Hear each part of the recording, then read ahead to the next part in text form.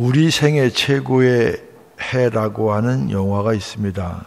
이 영화는 2차 세계대전이 끝나고 고향으로 돌아온 세 사람의 참전 군인들이 가족과 사회에 어렵게 적응해가는 과정을 통해서 그들이 겪는 어려움, 그들이 겪는 아픔을 그려낸 영화입니다. 영화 속에 손갈고리를 하고 등장하는 인물이 하나 나오는데, 그는 2차 대전의 공수부대원으로 전투에 나갔다가 포탄에 맞아서 두 팔을 잃어서 장애인이 됐습니다. 해럴드 러셀이라고 하는 실존 인물입니다. 그는 참혹한 현실 앞에서, 두 팔을 잃은 장애인이 된 참혹한 현실 앞에서 나는 이제 쓸모없는 하나의 고깃덩어리가 되었구나 하는 생각에 사로잡혀서 절망 속을 헤맸습니다. 그러던 어느 날 그는 하나님의 은혜를 깨닫게 되었고, 잃은 것보다는 가진 것이 더 많다는 사실을 알게 됩니다. 의사가 그에게 의수를 만들어 주었고, 그것으로 타이프를 치기 시작해서 자기 이야기를 엮어냈습니다. 그 내용이 영화되었는데, 러셀은 그 영화에 직접 출연해서 정성을 다해 연기했습니다. 그리고 그는 이 영화로 아카데미 나무조연상 그리고 특별상을 수상했습니다. 받은 상금은 몽땅 상이용사를 위해 기부했습니다. 기자가 러셀을 찾아와서 물었습니다. 당신의 신체적인 조건이 당신을 절망하게 하지 않았습니까? 두 팔을 잃은 신체적인 조건이 당신의 인생을 절망하게 하지 않았느냐? 이런 질문에 대해서 그는 결연하게 이렇게 대답합니다. 아닙니다. 나의 육체적인 장애는 나에게 도리어 가장 큰 축복이 되었습니다. 언제나 잃어버린 것을 계산할 것이 아니라 남아있는 것을 생각하고 하나님께 감사하며 남은 것을 사용할 때 잃은 것에 10배를 보상받습니다. 성경 말이 아니더라도 이런 건 아멘 좀 해야 돼. 잃어버린 것을 계산할 것이 아니라 남아있는 것을 생각하고 하나님께 감사하며 남은 것을 사용할 때 잃은 것에 10배를 보상받습니다. 그렇게 말씀입니다. 만약 러셀이 불행한 자신의 과거에만 사로잡혀 있었다면 날마다 절망해서 콧물 다 흘리며 인생을 소모했을 것입니다. 하지만 그는 과거가 아니라 그 속에 담겨져 있는 하나님의 섭리, 하나님의 은혜를 바라보았고, 그로 인해서 오히려 그의 인생은 복된 인생으로 변하게 됩니다. 오늘 본문의 배경은 남유다가 바벨론에 의해서 멸망되어 포로로 잡혀간 때였습니다. 하지만 바벨론은 이내 신흥강국인 페르시아에 의해 위협당하죠. 결국 망합니다. 이 페르시아 제국을 세운 초대 왕이 바로 고레스였습니다. 고레스는 흔히 이란 역사를 통틀어서 가장 위대한 왕으로 불립니다. 지금도 많은 이란 사람들에게 절대적인 존경을 받는 인물이 바로 이 고레스입니다. 수많은 나라들과 부족들을 정복하면서 어떻게 하면 내가 정복한 나라를 효과적으로 잘 다스릴 수 있을지 고민하는 고레스 왕은 속국으로 삼은 그런 다양한 민족의 문화와 왕조를 존중하면서 다스렸어요. 각 민족의 종교를 존중했으며 속국의 백성들이 자신들의 나라에서 그들의 문화를 유지하면서 살 수 있도록 허락했습니다. 주님께서는 이런 과정을 통해서 유대 민족에게 새 일을 계획하셨습니다. 그런 주님께서 계획하신 새 일을 맞이하기 위해서 필요한 자세가 오늘 본문에 기록한 내용입니다. 오늘 이 말씀을 통해서 주님께서 우리에게도 새 역사를 주실 터인데, 새 역사를 맞기 위해서 어떻게 해야 될지를 깊이 깨닫고 결단하는 은혜가 여러분들에게 함께 하시기를 바랍니다. 새 역사를 맞이하기 위해서는 먼저 옛날 일을 생각하지 말아야 합니다. 본문 18절 말씀 함께 읽겠습니다. 너희는 이전 일을 기억하지 말며 옛날 일을 생각하지 말라. 너희는 이전 일을 기억하지 말며 옛날 일을 생각하지 말라. 이 말씀을 통해서 주님은 새 일을 행하기에 앞서 우리가 먼저 해야 될 것, 이전 일을 기억하지 말고 그리고 옛날 일을 생각하지 말라. 여기서 옛날 일은 출애굽 사건을 뜻합니다. 구체적인 내용이 17절에 기록되어 있죠. 애굽 군대를 이끌어내어서 홍해 가운데 잠들게 하신 사건을 뜻합니다. 하지만 하나님께서는 그런 과거에 영화로웠던 일, 그런 일 기억하거나 생각하지 말아야 한다는 얘기입니다. 한마디로 과거의 영광에 사로잡혀 있지 말라, 이런 뜻입니다. 우리 신앙에도 고스란히 해당되는 이야기입니다. 과거의 신앙만 자랑하는 사람에게는 미래에 대한 소망이 없습니다. 내가 과거에 예수님을 어떻게 믿게 되었고 과거에 내가 젊을 때 얼마나 교회에 헌신했는지 고백하는 일 소중합니다. 그런데 그것으로 끝나면 안 됩니다. 지금 내가 주님 앞에 어떻게 서 있고 지금 내가 어떻게 그분의 일을 감당하는지 그것을 고백할 수 있어야 됩니다. 우리 아버님이, 우리 어머님이 교회를 어떻게 하고 섬기고 내가 처음 젊었을 때 얼마나 교회를 열심히 하고 과거의 신앙에 자랑에만 그치면 내가 왕년에는 말이야 기도원 가서 응답받고 이렇게 열심히 일했는데, 이런 얘기 자주 하는 거 별로 좋은 게 아닙니다. 특별히 젊은 사람들 앞에 그런 얘기하면 별로 환영 못 받아요. 아니 그래서 그게 어떻다는 건데 선배님, 그런데 지금 선배님은 어떻게 살고 있습니까? 오늘 성경 말씀에도 뭐라고 얘기합니까? 이전 일은 기억하지 말며 옛날 일을 생각하지 말라. 의미 없었기 때문에 기억하지 말라는 것이 아니고 잊어버려도 되기 때문에 생각하지 말라는 뜻이 아닙니다. 여러분, 출애굽 사건은요, 이스라엘 백성들이 잊지 말아야 될 근원적인 존재의 근거가 되는 은혜의 사건입니다. 하지만 과거의 은혜에만 머물러서는 아무것도 달라지지 않는다, 그런 의미에서 하나님은 지금 우리에게 말씀하십니다. 여러분, 과거에 내가 은혜 받은 얘기, 처음 예수 믿을 때 은혜 받은 얘기, 이 얘기만 해서는 안 됩니다. 지금 내 삶 속에, 지금 내 가운데 역사하시는, 지금 내 속에 있는, 지금 내 삶 가운데 역사하시는 하나님의 은혜를 나눌 수 있어요. 하나님의 은혜를 간증할 수 있어야 돼요. 여러분 어떻습니까? 혹시 과거의 일만 되뇌고 있지는 않습니까? 과거 은혜 받은 이야기 하는 게 잘못됐다는 이야기 아닙니다. 얼마든지 자랑하십시오. 하지만 중요한 것은 과거가 아니라 지금 내가 어디에 서 있고 내가 어떻게 하나님의 은혜를 누리며 살고 있는가, 이게 중요합니다. 여러분, 오늘 내가 은혜 가운데 거하지 못하고 있다면 과거 받은 은혜가 무슨 소용이 있습니까? 오늘 지금 바로 이 순간 내가 하나님의 은혜 가운데 있는지, 아니면 과거에 내 신앙이 더 좋았다고 생각이 드는지 깊이 스스로를 돌아봐야 돼요. 오늘 받은 은혜를 자랑하며 살 수 있는 성도 여러분 되시기를 바랍니다. 또 하나 새 역사를 맞이하기 위해서는 기대해야 합니다. 19절 말씀 함께 읽겠습니다. 보라, 내가 새 일을 행하리니 이제 나타낼 것이라. 함께 읽자고요. 19절 시작. 보라, 내가 새 일을 행하리니 이제 나타날 것이라. 너희가 그것을 알지 못하겠느냐? 반드시 내가 광야의 길을 사막의 강을 내리니. 너희가 그것을 알지 못하겠느냐?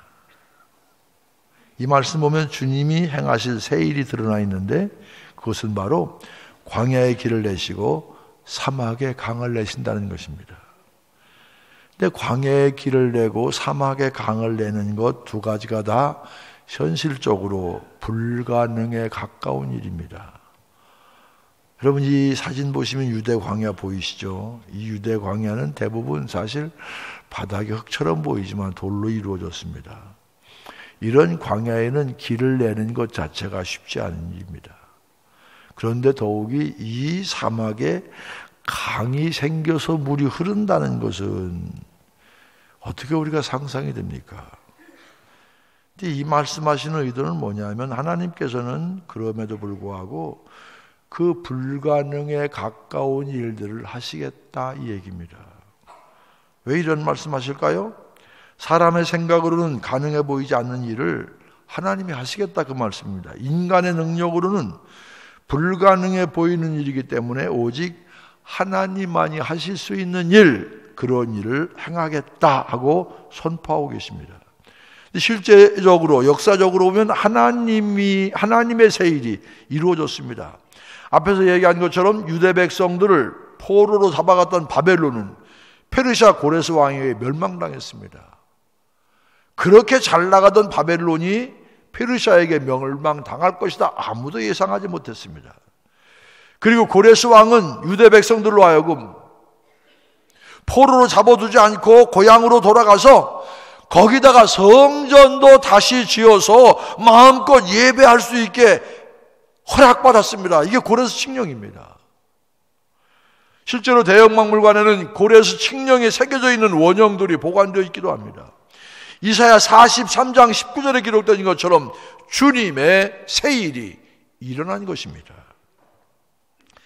근데 주님께서 이야기하신 새 일은 바벨론 포로 시대에만 일어나는 것 아닙니다. 주님께서는 지금도 광야의 길을 내시고 사막에 강을 내실 수 있을 줄로 믿습니다. 그러기에 우리의 삶 가운데서도 주님은 새 일을 행하십니다.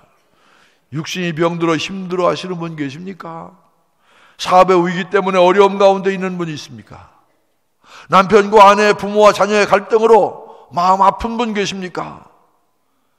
그래도 낙심하지 마십시오. 절망하지 마십시오. 포기하지 마십시오. 인내로서 끝까지 견디며 미래에 대한 소망을 잃지 마시기를 바랍니다. 그러면 광야와 같이 막막한 내 삶에도 사막과 같이 황폐한 내 삶 속에서 주님께서 역사하시면 길이 생기고 강이 흐르게 될 줄로 믿습니다. 특별히 하나님께서는 121주년을 맞는 우리 교회를 통해 그동안 생생하게 새 일을 행하셨습니다. 무엇보다도 하나님께서는 우리 교회에서 일어났던 성전 화재라는 가장 큰 시련과 아픔 가운데서도 새 일을 행하셨습니다. 만약 우리에게 하나님께서 새날에 대한 언약과 그에 대한 믿음을 주시지 않았다면 우리는 불과 1년 만에 성전을 복원하고 다시 일어설 수 없었을 것입니다. 주저앉아서 우리에게 닥친 불행이 얼마나 큰지 땅을 치고 신세한탄하고 누군가를 원망하고, 하지만 하나님께서는 성전 화재를 바라보시며 새카맣게 타버린 우리의 마음을 위로해 주시고 처져 있는 우리 어깨를 다독여 주셨습니다. 지금 생각해 보면 성전 화재에 대해서 가장 마음 아프셨던 분이 누구셨을까 생각해 보니까 그분은 하나님이셨습니다. 주님의 몸된 성전이 불길에 휩싸이는 것을 보시며 주님의 마음도 무너지셨을 것입니다. 그렇지만 그 하나님께서 우리를 찾아오셔서 새날을 약속하셨습니다. 이 성전의 나중 영광이 이전 영광보다 크리라. 만군의 여호와의 말이니라. 내가 이곳에 평강을 주리라. 만군의 여호와의 말이니라. 바로 우리에게 이 말씀을 주셨고, 이 말씀 붙들고 힘들지만 눈물 흘리며 기도하며 나갔을 때 주님께서는 이 말씀을 현실로 이루어 주시지 않았습니까? 오늘 우리 교회는 창립 121주년 되는 날입니다. 하지만 과거에 대해 자랑만 하는 교회는 소망이 없는 교회입니다. 물론 역사와 전통은 너무나 중요합니다. 과거가 있었기 때문에 오늘이 있는 것입니다. 그렇지만 과거의 자랑거리가 현재의 걸림돌이 된다면 우리는 과감히 그것을 뛰어넘을 수 있어야 합니다. 우리 교회의 전성기는 과거의 어느 순간이 아닙니다. 옥천동을 나와서 허허벌판, 철도가 있고 논이 있고 논 한가운데 모텔이 있고 뒤에는 그린벨트로 아무것도 없는 그런 곳에 교회를 짓고, 더군다나 IMF 때 100주년 기념 예배당을 짓고 봉헌 예배 드릴 때, 그때가 전성기가 아닙니다. 성전 화재 후에 복원 감사 예배를 드리던 날도 우리 교회 전성기 아닙니다. 우리는 과거에 잘 나가던 시절만 회상하는 노년의 교회가 되어서는 안 됩니다. 우리 교회 전성기는 아직 우리에게 오지 않았습니다. 앞으로의 어느 순간이 우리 교회 전성기가 될 것입니다. 그 순간이 언제 있는지 아무도 모르지만 분명한 것은 그날에 대한 기대를 가지고 땀 흘려 일하며 땀 흘려 기도하며 하나님께 헌신할 때 그런 기대를 가진 사람에게 반드시 그런 날이 허락될 줄로 믿습니다. 새날을 기대하십시오. 우리 인생의 새날도 기대하시고 우리 교회의 새날도 기대하십시오. 분명 주님께서 우리 인생에도 우리 교회에도 새날 새일을 행하실 줄로 믿습니다. 주님께서 행하실 새일을 기대하는 성도 여러분 되시기를 바랍니다. 마지막으로 새 역사를 맞이하기 위해서는 하나님의 영광을 위해 살아야 합니다. 21절 함께 읽겠습니다. 21절 큰 목소리 읽겠습니다. 시작. 이 백성은 나를 위하여 지었나니 나를 찬송하게 하려 하는. 한 번 더 천천히 함께 읽겠습니다. 시작. 이 백성은 내가 나를 위하여 지었나니 나를 찬송하게 하려 함이니라. 자 보세요. 이 백성은 누가 졌어요? 내가 누구를 위해서 나를 위하여 지었나니. 왜 지었어요? 나를 찬송하게 하려 함이니라. 이 말씀에, 이 21절 말씀에 주님께서 우리를 창조하신 분명한 이유에 대해서, 목적에 대해서 알려주고 있습니다. 그것은 바로 우리로 하여금 주님의 뜻에 합당한 삶, 주님께 영광 돌리는 삶, 주님을 찬송하는 삶, 그분을 높이는 삶을 살도록 우리를 창조하세요. 이게 창조하신 이유입니다. 그런데 우리는 무엇을 위해 살아가고 있습니까? 우리는 참 열심히 살아가고 있죠. 열심히 돈 벌며 살아갑니다. 옛날에 혼자 벌었는데 지금은 둘이 벌죠. 왜 그토록 열심히 돈을 벌며 살아가고 있습니까? 쓸 데가 많으니까. 열심히 벌어서 카드 대금도 내야 되고 아파트 대출금도 갚아야 되고 자동차 할부금도 갚아야 되고 아이들 학원비도 벌어야 되고 고정적으로 지출해야 될 돈이 너무너무 많아. 그러니까 혼자 벌지 않고 둘이 법니다. 정신없이 살아갑니다. 왜? 가만히 있는다고 누가 돈 벌어주는 건 아니기 때문에. 그런데요, 조금만 깊이 생각해 봅시다. 그러면 우리가 카드빚이나 갚자고 아파트 대출금이나 상환하자고 그렇게 열심히 사는 것입니까? 우리가 아무리 열심히 산다고 해도 열심히 사는 것 자체가 우리의 삶의 목적이 될 수는 없는 것이죠.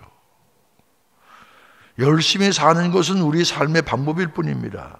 방법보다 더 중요한 것은 목적인데 그리스도인에게 삶의 목적은 바로 열심히 사는 것이 아니라 하나님께 영광 돌리는 삶입니다. 자 보세요. 사도 바울이 고린도 교회 편지를 보내면서 뭐라고 얘기합니까? 그런즉 너희가 먹든지 마시든지 무엇을 하든지 다 하나님의 영광을 위하여 하라. 내 한 몸 살려고 먹고 마시고 그러지 말고 먹든지 마시든지 무엇을 하든지 먹고 마시는 일상생활에서도 뭐를요? 하나님의 영광을 위해서 해야 된다, 그런 얘기입니다. 이게 우리 성도들의 인생을 사는 목적입니다. 처음에 예수 믿을 때는요, 예수 믿는 이유가 나에게 있습니다. 하나님 이것도 좀 해결해야 되고 저것도 해결해야 되고 내 힘으로 안 됩니다. 주님 좀 역사해 주십시오. 근데 점점 살다 보면 내 문제 해결을 위해 주님이 필요한 것이 아니라 우리가 주님의 영광을 위해서 이 세상 산다는 걸 알게 돼요. 여러분 아이들 키워오면 어릴 때 계속 달라고 그러잖아요. 달라고. 그러다가 이제 나이가 들면서 뭐예요? 바뀌어요. 아버지 잘 지내세요? 요즘 느낌이 어떠세요? 편안하세요? 필요한 것 없으세요? 나이 60 들어서도 아버지한테 내미는 사람은 이건 문제가 심각한 사람이야. 여기 말고 딴 동네 얘기하는 거예요 지금. 여러분, 이 사람도요, 철이 나면은 내 필요가 아니라 아버지께서 내게 뭘 원하실까? 이거 생각하잖아요. 성도들도 성숙한 신앙일수록 내 영광이 아니에요. 내가 영광 받는. 학생들은 공부 열심히 해야 돼요. 내 영광이 아니라 주님의 영광을 위해서. 우리 성도들도 열심히 일해야 돼요. 내 영광이 아니라 하나님 영광을 위해서. 아, 예수 믿는 사람 뭐가 달라도 다르구나. 저 사람 믿는 예수 나도 믿어야. 이쯤 돼야 하나님 영광을 증거하는 것 아니겠습니까? 우리가 하나님께 영광 돌리기 위해서 각자의 삶 속에 최선을 다할 때 비로소 우리를 만드신 하나님의 창조 목적에 부합된 삶을 살게 되는 것입니다. 가만히 생각해 보셔야 돼요. 저와 여러분은 어떻게 살아가고 있습니까? 무엇을 위해 살고 있습니까? 아침부터 저녁까지 바쁘게 살면서 여러분이 그토록 원하던 경제적인 것, 뭘 위해 쓰고 있습니까? 정말 하나님께서 새로운 역사를 우리에게 준비하신다면 새로운 역사를 맞이하기 위해서 먼저 우리가 해야 될 일은 내가 지금 무엇을 향해 가고 있는지를 돌아보아야 되는 것 아닙니까? 그리고 우리가 살아야 될 삶은 바로 하나님께 영광 돌리는 삶이에요. 내 말들을 통해서, 내 노력을 통해서, 재능을 통해서, 내 삶을 통해서 내 자신의 영광이 아니라, 우리 가문의 영광이 아니라 하나님의 영광, 하나님의 영광, 하나님께서 나 때문에 영광 받으시는 그런 인물이 되셔야 되고 그런 인생을 살아가야 할 줄로 믿습니다. 우리 모두가 그런 마음을 가지고 하나님의 영광을 위해 살아가기 위해 헌신의 힘을 다할 때 더 큰 하나님의 역사가 우리 인생 앞에, 성도 여러분 앞에, 우리 교회 앞에 활짝 열리게 될 줄로 믿습니다. 교회 창립 121주년을 맞는 우리 춘천주와 함께 신앙생활하는 성도 여러분, 하나님의 영광을 위해서 새롭게 다짐하고 결단하며 나가는 여러분 되시길 주의 이름으로 간절히 축원을 드립니다. 열려진 마음을 가지고 나 하나 잘 먹고 잘 살면 된다, 그런 생각 버리시고 나를 통해서 하나님이 어떤 영광 받으시기를 원하실까? 그런 질문에 대한, 도전적인 질문에 대한 해답의 삶을 살아가는 여러분 되시길 주의 이름으로 간절히 축원합니다.